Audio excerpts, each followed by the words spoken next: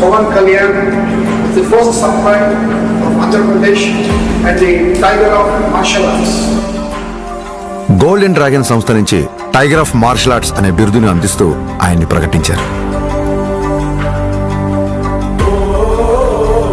As an honor for it, he is the first person in India being presented this.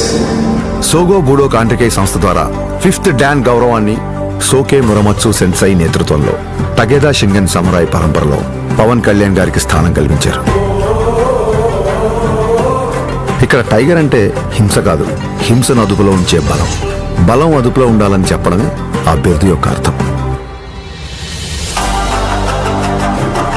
Kalyan గారికి తెలుసు ఈ గౌరవం తన మార్షల్ ఆర్ట్స్ ప్రయాణంలో మరో కొత్త అధ్యాయం మాత్రమేనని.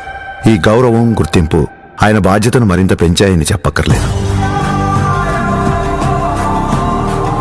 తన నమ్మకం ఒక్కటే, ఓ దేశపు సంపద అంటే నదులు, ఖనిజాలు, అరణ్యాలు మాత్రమే కాదు, కళలతో, క్రమశిక్షణతో తయారయ్యే యువత.